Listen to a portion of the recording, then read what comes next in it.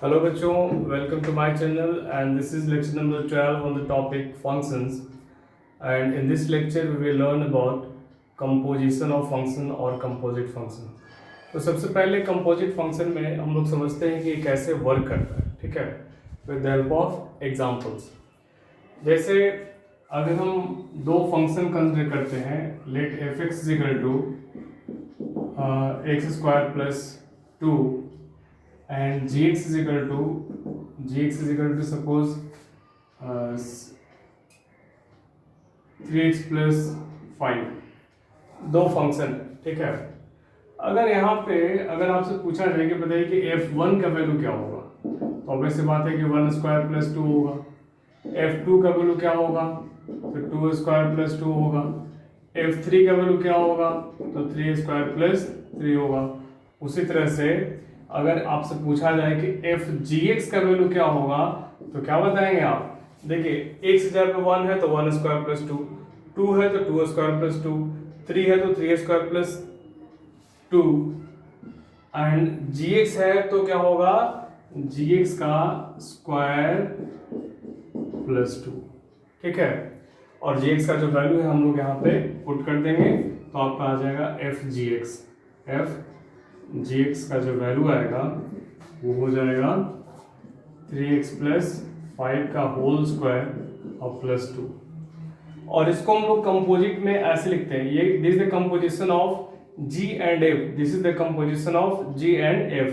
तो इसको हम लोग इस तरह से लिखते हैं fog x, ठीक है। तो fog x का वैल्यू कितना आ जाएगा, इसको सिंप्लीफाई कर लीजिएगा, ठीक है, और प्लस 2, ठीक है। उसी तरह से अगर आपसे पूछा जाए कि g1 का वैल्यू कितना होगा, तो 3 into 1 प्लस 5। g2 का वैल्यू कितना होगा, तो 3 into 2 प्लस 5। g3 का वैल्यू कितना होगा, तो क्या बोलेंगे 3 into 3 प्लस 5। उसी तरह से g ऑफ fx का वैल्यू क्या होगा, तो इसको लिख सकते हैं 3 into in place of x, यहाँ पे fx है तो यहाँ भी x के जगह पे क्या हो जाएगा, fx हो जाएगा, ठीक है। 3 ऑफ fx प्लस सी। अब हम लोग यहाँ पे एफ एक्स का वैल्यू पुट कर देंगे, एक्स स्क्वायर प्लस 2 और प्लस 5, सिंप्लीफाई कर लेंगे। तो इसको हम लोग बोलेंगे, इसको हम लोग गॉफ बोलते हैं, composition of F and G, g of f X, मतलब 3 इंटू एक्स स्क्वायर प्लस 2 और प्लस 5। तो ये है आपका, इसको गॉफ बोलते हैं, इसको फॉग बोलते हैं, ठीक है। अब इसमें हम लोग देखेंगे कि अब देखिए जैसे अगर आपको निकालना रहे कि एफ ऑफ एक्स क्या होगा, एफ ओ एक्स मतलब जैसे कि आपको पता है कि जी ओ एफ ऑफ एक्स मतलब क्या हुआ, जी ऑफ एफ एक्स, ठीक है। एफ ऑफ जी एक्स का मतलब क्या हुआ, एफ जी एक्स। उसी तरह से अगर आपसे पूछा जाए कि एफ ऑफ एफ एक्स क्या होगा, तो क्या बोलेंगे एफ ऑफ एफ एक्स, और इसका वैल्यू क्या आ जाएगा, एफ ऑफ एफ एक्स में एक्स जगह पे एफ एक्स में एक्स की जगह पे क्या है, फिर से एफ एक्स है, तो एफ एक्स फंक्शन में एक्स की जगह पे हम क्या लिखेंगे, एफ एक्स लिखेंगे। तो ये हो जाएगा एफ एक्स का स्क्वायर और प्लस 2 जो कांस्टेंट है उसको वैसा ही छोड़ देंगे, और एफ एक्स का जो वैल्यू है उसको लिख देंगे, मतलब एक्स स्क्वायर प्लस 2 और इसका स्क्वायर प्लस 2, इसको सिंप्लीफाई करेंगे तो हमारा निकलेगा एफ ऑफ एफ एक्स। उसी तरह से अगर आपसे पूछा जाए कि जी ऑफ जी एक्स क्या होगा, तो ऑब्वियस सी बात है कि जी ऑफ जी एक्स, इसको बोल देंगे कंपोजिशन ऑफ जी एंड जी। ये क्या हो जाएगा, तो जी एक्स में एक्स जगह पे क्या है, जी एक्स में एक्स जगह पे फिर से जी एक्स है, तो जी एक्स में एक्स जगह पे हम लोग gx ही पुट करेंगे, तो 3 इंटू जी एक्स प्लस 5, और यहाँ फिर से gx का वैल्यू 3x प्लस 5 पुट करेंगे और प्लस 5, इसको सिंप्लीफाई करेंगे तो हमारा क्या आ जाएगा, g ऑफ gx आ जाएगा, ठीक है। जैसे g ऑफ एफ एक्स का लास्ट एग्जाम्पल में बताया था आपको कि g ऑफ एफ एक्स मतलब g फंक्शन में x जगह पे एफ एक्स का वैल्यू पुट करेंगे, मतलब इसको आपको बताया थे कि 3 इंटू एफ एक्स और प्लस बाकी जो रहेगा उसको वैसे ही लिख देंगे। F G X, F x में जी, एफ एक्स में एक्स के बदले जी एक्स है, तो एफ एक्स फंक्शन में एक्स के बदले हम क्या पुट कर देंगे, जी एक्स पुट कर देंगे।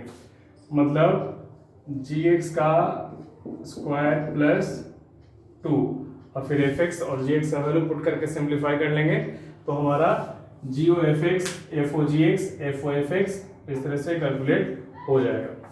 ठीक है, तो आगे हम लोग एग्जाम्पल देखते हैं। अगला एग्जाम्पल है कि अगर एफ एक्स का value 3x plus two x square minus 3x plus 2, जी एक्स का वैल्यू साइन एक्स है, तो आपको एफ ओ एफ एक्स निकालना है, जी ओ जी एक्स निकालना है, एफ ओ जी एक्स निकालना है और जी ओ एफ एक्स निकालना है। तो कैसे निकालेंगे? तो जैसा कि अभी मैंने आपको बताया कि एफ ओ एफ एक्स मतलब क्या हुआ, इसको ऐसे लिख सकते हैं एफ ऑफ एफ एक्स। ठीक है, मतलब एफ एक्स में एक्स की जगह पे क्या है, एफ एक्स है, तो जहां जहां एक्स है उसको हम लोग एफ एक्स से रिप्लेस करेंगे सबसे पहले। तो हो जाएगा एफ एक्स का स्क्वायर माइनस 3f(x) प्लस 2, होगा कि नहीं होगा? अब एफ एक्स का जो वैल्यू है फिर से हम पुट करेंगे। एफ एक्स का वैल्यू कितना है, तो x square minus 3x plus 2, इसका होल स्क्वायर हो जाएगा minus 3 into x square minus 3x plus 2 और प्लस 2 हो जाएगा। फिर इसको सिंप्लीफाई करेंगे, एफ ओ एफ एक्स का वैल्यू आ जाएगा। उसी तरह से इसको a माइनस बी प्लस ए का होल स्क्वायर ब्रेक कर लीजिएगा, आपका आंसर आ जाएगा सिंप्लीफाई करने के बाद। उसी तरह से अगर g ऑफ जी एक्स निकालना है, मतलब इसका सिंपली मतलब क्या हुआ, g ऑफ जी एक्स इस तरह से, मतलब जी एक्स फंक्शन में x जगह पे क्या पुट करेंगे, x जगह पे जी एक्स पुट करेंगे, तो इसको लिख सकते हैं साइन ऑफ जी एक्स। ठीक है, तो साइन ऑफ और जी एक्स का वैल्यू फिर से क्या है, साइन ही है, तो साइन ऑफ साइन एक्स हो गया। ठीक है, उसी तरह से अगर आपको पूछा गया है कि एफ ओ जी एक्स निकालिए, एफ ओ जी एक्स मतलब F G X, F G x मतलब एफ एक्स फंक्शन में एफ एक्स जगह पे क्या है, जी एक्स है, तो एफ एक्स फंक्शन में एक्स जगह पे हम लोग जहां जहां एक्स है वहां जी एक्स पुट करेंगे, तो हो जाएगा जी एक्स का स्क्वायर माइनस 3gx और प्लस 2, और फिर से हम लोग जी एक्स का वैल्यू यहाँ पुट करेंगे जो कि साइन एक्स है, तो हो जाएगा साइन एक्स का square minus 3 into sine x और प्लस 2, ये हो जाएगा क्या, sine square x minus 3 sine x plus 2। तो उसी तरह से आप निकाल सकते हैं g of F X. G of F x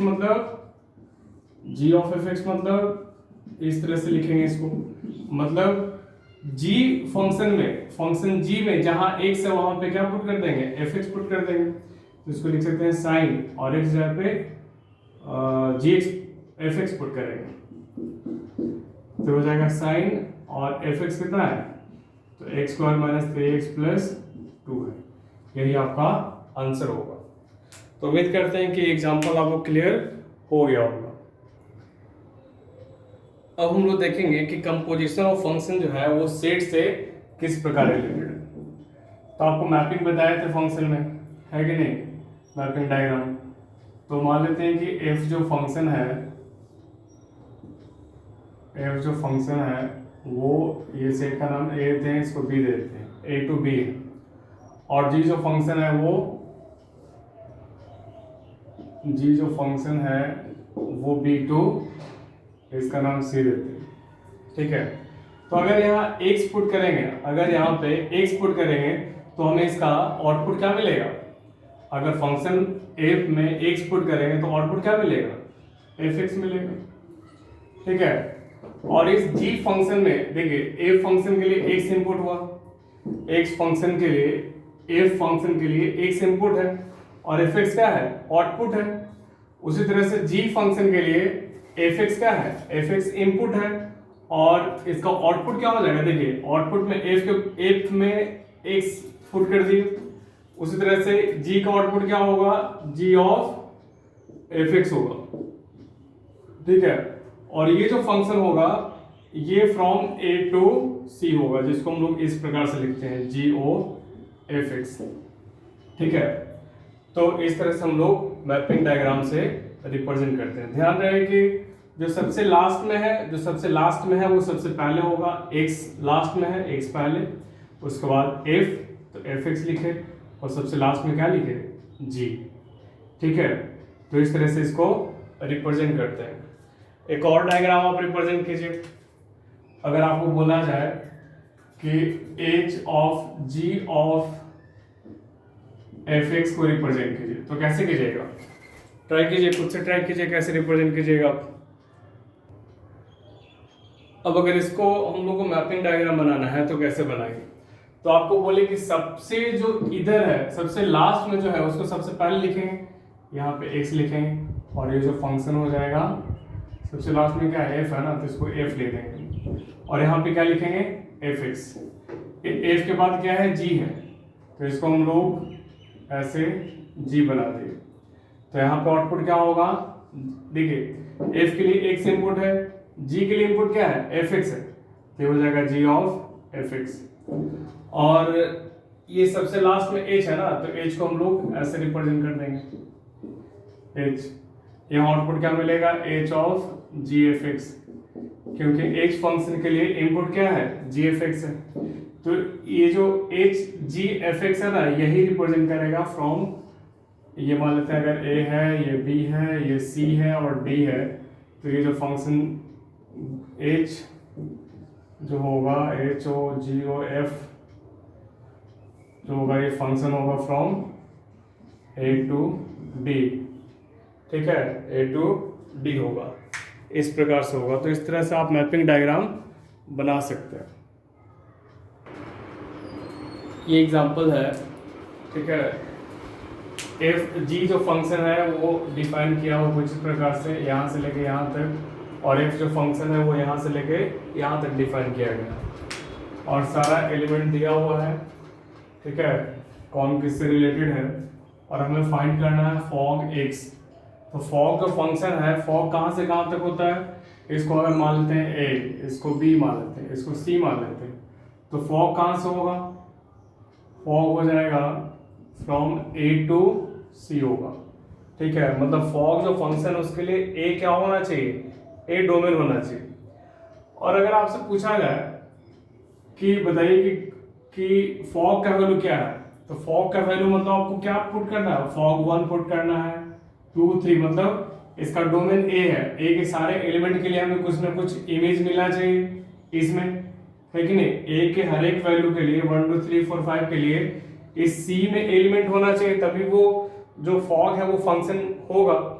अब यहाँ पे देखिए, अगर हम फॉग 1 की बात करें तो फॉग 1 मतलब क्या हुआ कि एफ जी 1, ठीक है, एफ जी 1 मतलब एफ और जी 1 का इमेज क्या है, 4 है, जी 1 मतलब image of 1, image of 1 is 4, तो A4 का मतलब क्या हुआ, 4 का इमेज।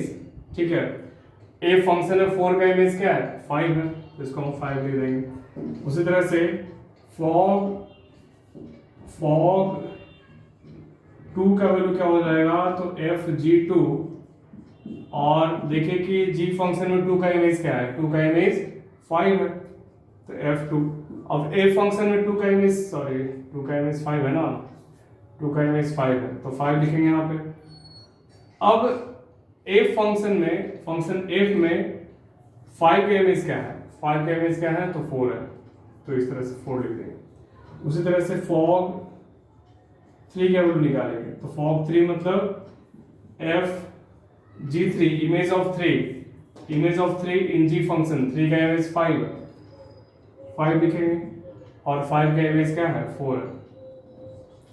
उसी तरह से एफ ओ जी ऑफ 4 मतलब एफ जी 4, और 4 का इमेज जी में क्या है, 6 है, तो f6, और 6 का इमेज f में 5 है, तो 5 हो गया। उस तरह से फॉग 5 का वैल्यू क्या होगा, तो इसको लिखेंगे एफ जी 5, और g5 का मतलब क्या होता है कि 5 का इमेज g फंक्शन में, 5 का इमेज ये g फंक्शन ही है, तो 5 का इमेज g फंक्शन में 7 है, तो 7 लिख देंगे। एफ ऑफ 7, और एफ ऑफ 7 मतलब इमेज ऑफ 7, ठीक है। फंक्शन एफ में 7 का इमेज क्या है, तो 7 का इमेज 5, ठीक है। तो ये हमारा फॉग हो गया, ठीक है, जिसको कि आप इस तरह से रिप्रेजेंट भी कर सकते हैं, ठीक है, ये फॉग हो गया। अब यहाँ पे ध्यान देने वाली बात है कि अगर ये 4 5 6 7 क्या है यहाँ पे अगर बात करें कि रेंज ऑफ एफ क्या है, रेंज ऑफ जी यहाँ पे क्या है, तो रेंज ऑफ जी क्या है, देखिए 4 5 6 7 4 5 6 7, और डोमेन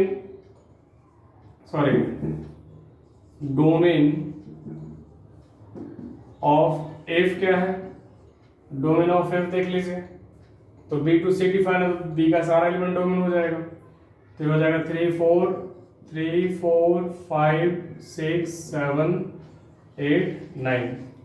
तो यहाँ पे देखिए कि जो G का रेंज है वो एफ के डोमेन का सबसेट है कि नहीं है, जो G का रेंज है वो एफ के डोमेन का सबसेट है कि नहीं है, ठीक है। देखिए ऑब्वियसली 4 5 6 7 है, तो कहने का मतलब कि ये फॉग को डिफाइन होने के लिए f o g to be defined, f o g को डिफाइन होने के लिए जो G का रेंज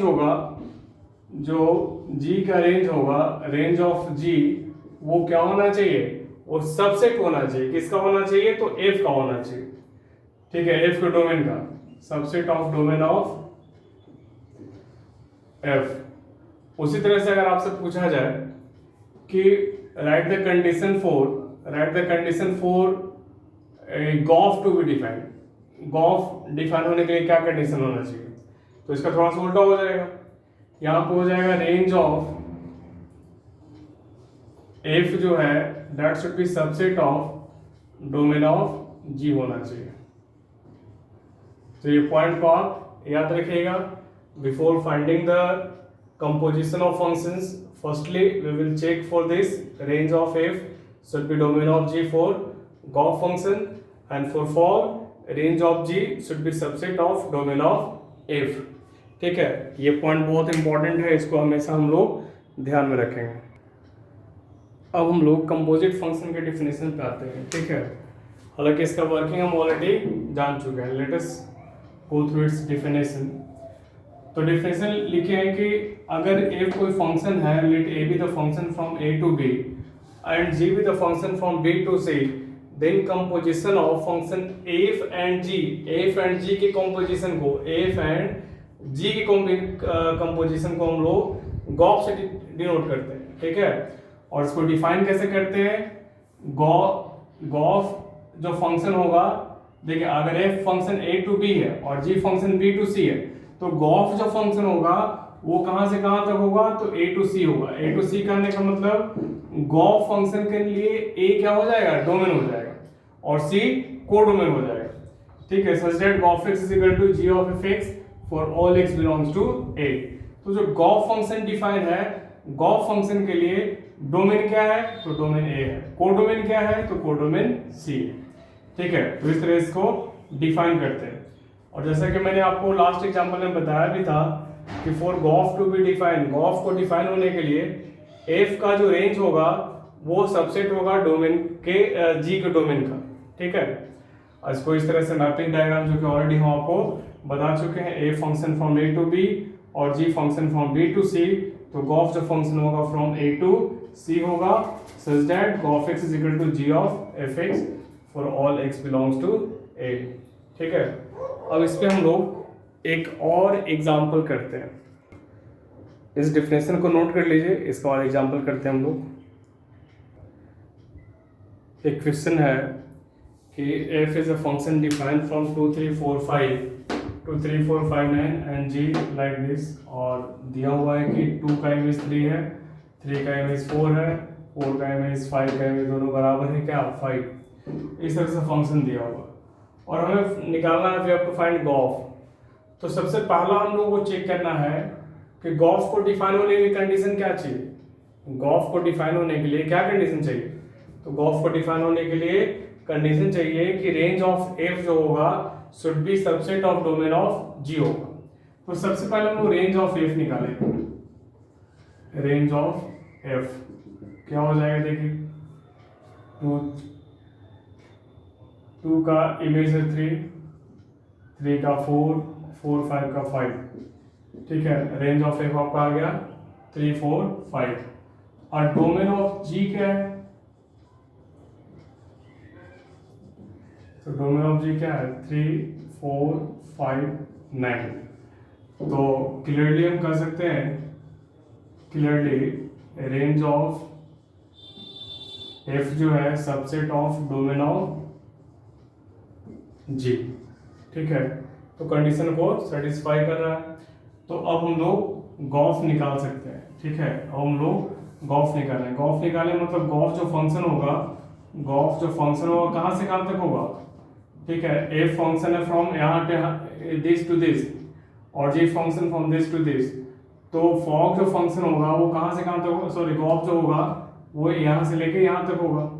मतलब 2 3 4 5 2 7 11 15। आप चाहें तो इसको मैपिंग डायग्राम से भी समझ सकते हैं, ठीक है। इसको आप लोग मैपिंग डायग्राम से आसानी से तो आप इसको मैपिंग डायग्राम से भी समझ सकते हैं कि एफ जो फंक्शन है देखिए 2 3 4 5 2 3 4 5 9 है और जी फंक्शन 3 4 5 9 2 7 11 15 है।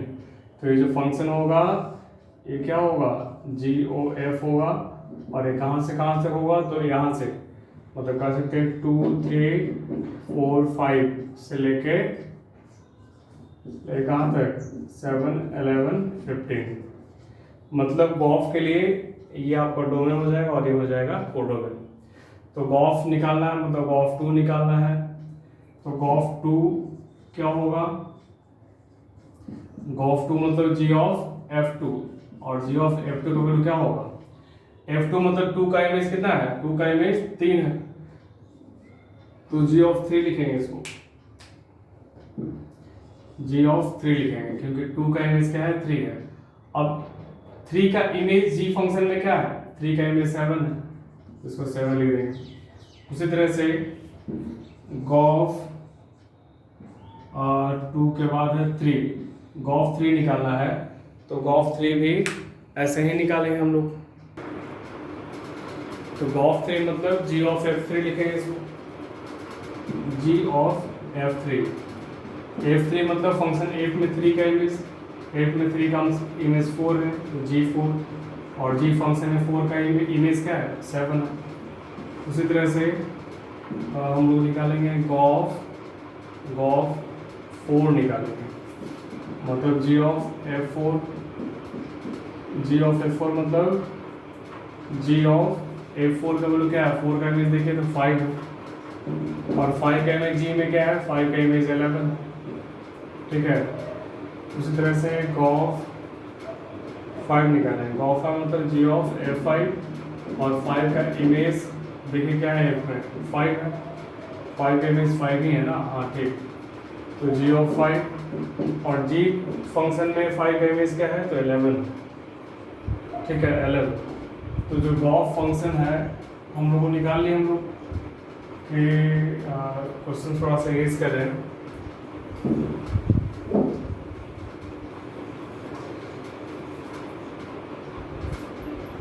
गॉफ जो फंक्शन है वो तो लिख चुके हैं 2 3 4 4 इतना सच डेट इतना इज इक्वल टू इतना, बस यही आपका गॉफ है, ठीक है। तो उम्मीद करते हैं कंपोजिशन ऑफ फंक्शन आप समझ गए होंगे। अगला क्वेश्चन है कि find gof and fog if f is a function from R to R and g is also the function from R to R, ठीक है। तो सबसे पहले देखिए हम लोग गॉफ निकालना है, फॉग निकालना है। तो हम लोग क्या करेंगे, f और g दोनों का रेंज निकालेंगे पहले। तो अगर हम बात करें रेंज ऑफ f क्या है देखिए एफ का रेंज अगर देखें तो इसको ग्राफ अगर ड्रॉ किया जाए y is equal to f x equal mod x, तो कुछ इस प्रकार होगा, ठीक है। y is equal to mod x का, तो देखिए इसका मिनिमम वैल्यू क्या है, 0 और मैक्सिमम इनफाइनाइट है। इस केस में भी आपका मिनिमम वैल्यू 0 होगा और मैक्सिमम वैल्यू क्या होगा, इनफाइनाइट होगा, ठीक है। मॉडुलस फंक्शन जहां भी देखिए उसका मिनिमम वैल्यू 0 होगा, 0 से छोटा नहीं हो सकता, निगेटिव नहीं हो सकता मॉडुलस का वैल्यू। तो रेंज ऑफ एफ क्या हो जाएगा, तो 0 से लेकर इन्फिनिटी होगा। और रेंज ऑफ जी भी क्या होगा, ये भी आपका 0 से लेके इन्फिनिटी होगा। अब देखिए for Gauff to be defined, gof defined होने के लिए क्या बोले थे कि जो रेंज होना चाहिए, रेंज ऑफ एफ क्या है, तो 0 से इन्फिनिटी है। और डोमेन ऑफ जी क्या है, तो domain of G real number है। तो ऑब्वियस सी बात है कि यहाँ इसको लिखने की जरूरत नहीं है, क्लियरली रेंज ऑफ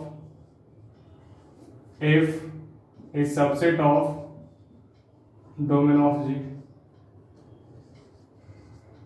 तो गॉफ डिफाइन है, ठीक है।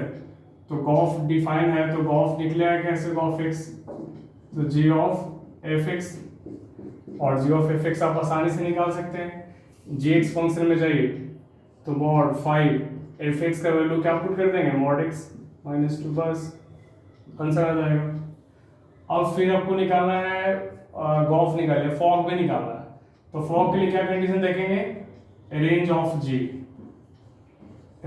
जी, यहां भी कर सकते हैं क्लियरली, जो रेंज ऑफ जी है subset of domain of F है, ठीक है। क्यों, क्योंकि रेंज ऑफ जी जो है वो 0 से इन्फिनिटी है, और डोमेन ऑफ एफ क्या है, domain of F real number है। तो रियल नंबर ऑब्वियस सी बात है कि सबसेट ऑफ 0 टू इन्फिनिटी। तो यहाँ पे अगर हम लोग फॉग निकालें, फॉग मतलब एफ जी एक्स, और एफ जी एक्स मतलब एफ एक्स फंक्शन में एक्स की जगह पे जी एक्स पुट कर देंगे, तो मॉड ऑफ जी एक्स हो जाएगा। तो मॉड ऑफ जी एक्स का वैल्यू फिर से पुट करेंगे, और मॉड ऑफ जी एक्स का वैल्यू मॉड 5x - 2 हो जाएगा ना। F G X, F x में हाँ जी एक्स का वैल्यू मॉड, तो जी एक्स की जगह पे पूरा ये हो जाएगा, ठीक। अब 2 और मॉड है, 2 और कोई मतलब नहीं बनता है, इसको आप सिंपल भी ऐसे 5x - 2 भी कर सकते हैं इसको, ठीक है।